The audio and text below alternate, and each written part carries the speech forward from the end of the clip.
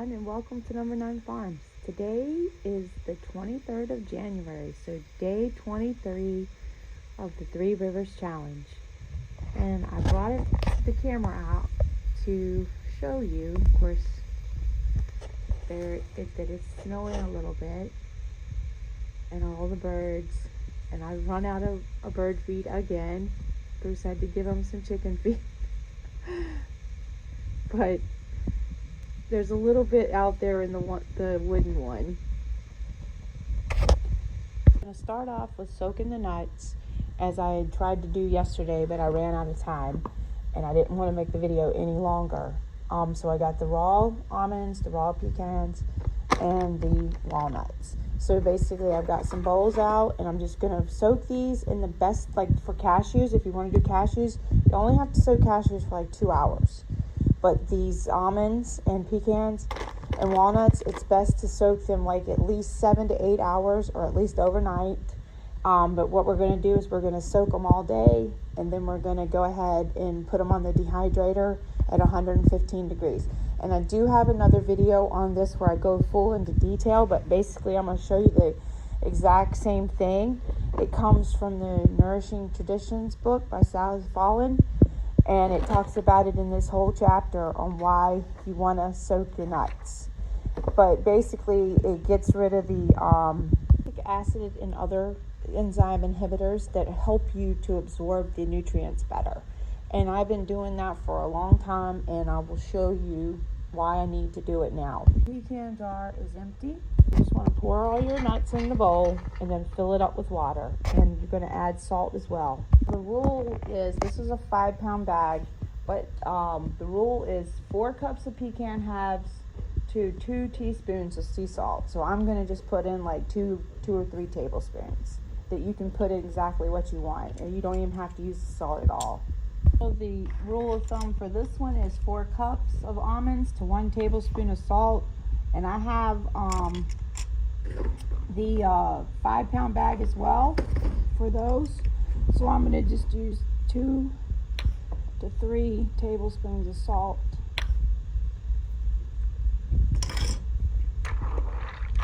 Stir it up, and then you can cover them like with a plate, or you can just let them sit on the counter, however you want to do it. I put 2 pounds of walnuts in here, and you want to keep the walnuts, of course, in either the freezer or the refrigerator after they're done, because they do have large amounts of linoleic acid, which causes them to go rancid faster than other nuts, which is so true. But I do keep a jar like on the counter because Cooper likes to put them in his yogurt. Alright, so I've already got 2 of the shelves cleaned off, ready to go for the seed cart. I've got the fans vacuumed out, which these fans we got from Bootstrap Farmer, and I'm gonna tell you, if you do anything like this, those things have been a game changer, because I don't have to have one fan, or I have one on each shelf. And these are all the things, and you can see how dirty they were, of course, but that was from all of last year. So now the goal is just to go ahead and get started. Okay, so I've set up shop here, right here in the basement beside the dryer. And I went and got the seed starting mix down at Dollar General because I didn't have any, because when we did the garlic beds, we took everything we had, and the stuff that was like in pots and stuff too, so we used to fill those beds up. So this is what I'm going to start with, and I filled up the cup here, and then I always take the one that's on top to push down, and then I put the seeds on top, and then I go through a little sprinkle right on top. And I'm ready to go. Here we go. January 23rd. Happy birthday, Junior.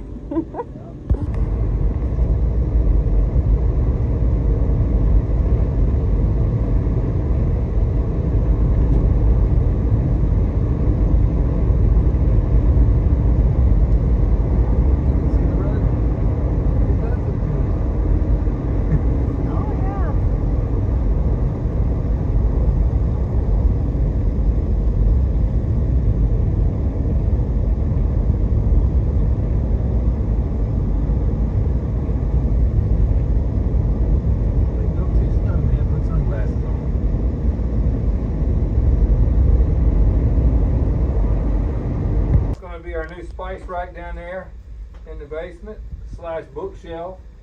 We went over there, so we'll see. Yeah, so we have 3 of these types of bookshelves that were at the other house. But of course, this house has no room for them. Yes. So Bruce is trying to create a spice rack with them. Yes. Downstairs. Well, tonight we're doing enchilada soup. Remember, on Tuesdays we do any type of Hispanic type of food because it's my boys' favorites and ours. But tonight we're going to go full pantry. Now, Bruce couldn't get to the chicken broth because remember we have it completely rearranged. I built a brand new shelf and then put everything in front of it. Yes, and I can't even get to the chicken broth. So tonight I'm doing vegetable broth, but normally you would do chicken broth. And we have jars of corn, but he couldn't get to that either. So I got a can of corn, plus I've got the freeze-dried corn. I'll go ahead and put in there too. And then chicken breast, the mild salsa, the black beans, pinto beans, and 2 jars of the enchilada sauce, which I'm trying to use this up this year. So this year I'll make more enchilada sauce because this goes back to July of 2020. Yeah, we made a lot. Yeah, we made like over 100 jars. That's when we got the rebar, wasn't it? Yeah, and then hot hatch chilies will also go into this tonight. So I'm gonna get started. So I wanted to tell you this vegetable broth. It actually came from the lady that we stay with on Sunday. My gosh, on Friday night. My goodness. You normally would just use like 1 or 2 quarts of chicken broth. And anyways, when she gave it to us, she said she had no use for it. So she asked me did I want it, and of course, you know, I have a use for everything. And this smells so good. Oh my gosh. It just, look how good it looks. And I have a jar of chicken in the refrigerator, and I do have a video on when I made this mild salsa. That was 2021. And this is just super simple. All right, let me get there it goes. I'll get a spoon and get the rest out. But the enchilada sauce is the key here. And when my kids were little, my older kids, I used to make all these different enchilada soups. And Alexis, this was her favorite dinner. I wish y'all could just smell this enchilada sauce. It just smells so good. That is the ticket there. And then I'll get all the rest of the stuff in and I will bring you guys back. Alright. Look at there. All those jars. And I didn't need that one. So I'm going to take that one back down. But I put 2 jars of the chicken because one was in the refrigerator from my salad last night. And that's the freeze-dried corn on top. But it will... what is that noise? Even Rosie was barking at it. It's snowing a little bit. You can barely see it though. I was going to go for a walk, but I have no time left because I got to go to a basketball game tonight.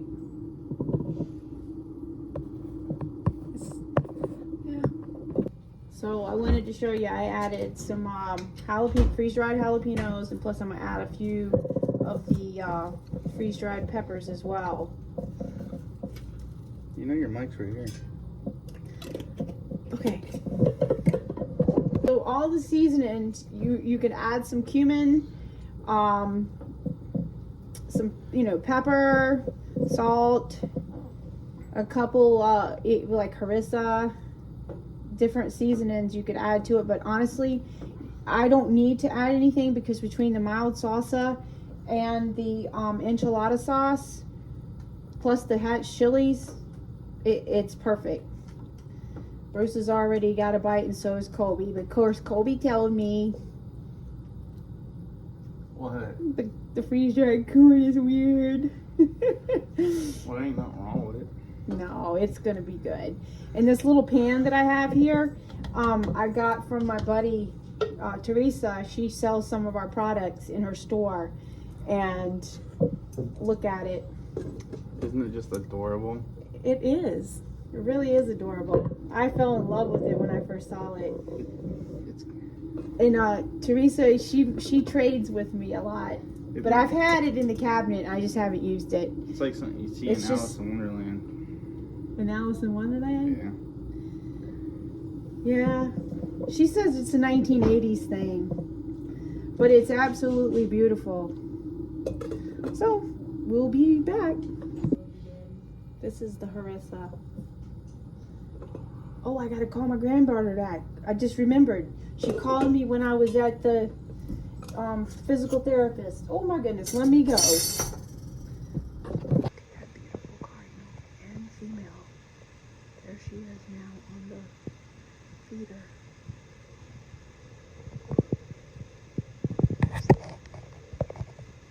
Oh, there he is in the tree.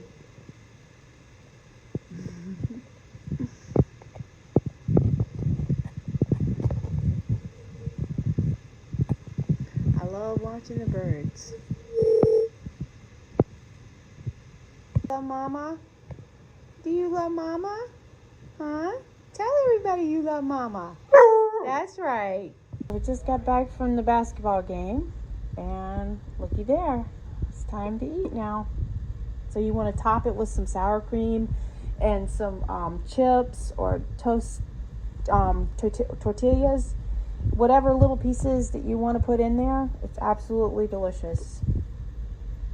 Okay, let's eat. So I had some chips here that were actually here before Christmas, so I thought they'd be stale, but they weren't. And we stopped at Dollar General, and I bought 2 of these because we were out, and my boys love sour cream. And it came to $6, so I've spent $103 since this challenge started. All right, guys, so now we're going to go ahead and dump off. These are the pecans. And we want to get them good and rinsed off so we can get rid of all that stuff that comes out of them that we don't want in our bodies. So just take and just go ahead and rinse them around like this. And you can see they're beautiful.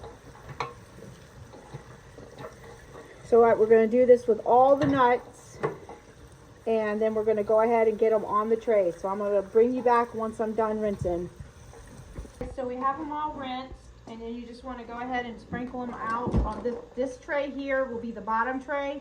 And I like using the Nesco to do the nuts. Don't ask me why, because it's just some things the way I've done it. And I just kind of always go to that one because Bruce will say, oh, you're going to use the Nesco? And I'm like, yeah. Because he always knows that I always want to use the Excaliburs. So you just kind of want to lay them out just as, you know, about like that. That way they have a little room around them. And then you just want to get your next tray. And if you put when you're doing if you put the lid at the bottom, that way anything that comes off will be caught in the lid, so that you can even put it right back on another tray, just in case something falls through.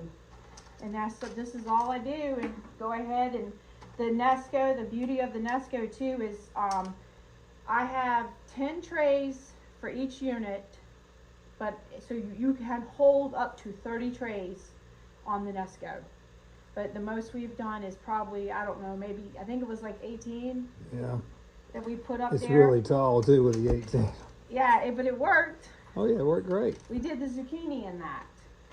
And that's it. I'll bring you back on when I get it all filled. So we had a total of 12 pounds of nuts, and we ended up with 10 trays, so 20 trays. So basically that was it. Yeah. So we're gonna use both units, and instead of piling them way up, because since the nuts, they'll usually take anywhere from 24 hours usually is what I usually find.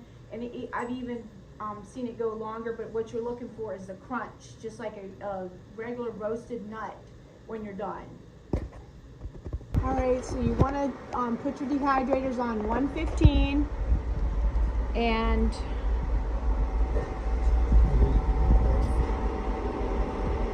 now we just wait. Well guys, thanks so much for watching. I've really enjoyed everything, and Bruce and I love all the comments, and Bruce said Yeah, that's right. Good job. yeah, so I will see you guys tomorrow, and tomorrow I got a big day for you guys. Oh yeah, tomorrow you guys are gonna love it. Yes.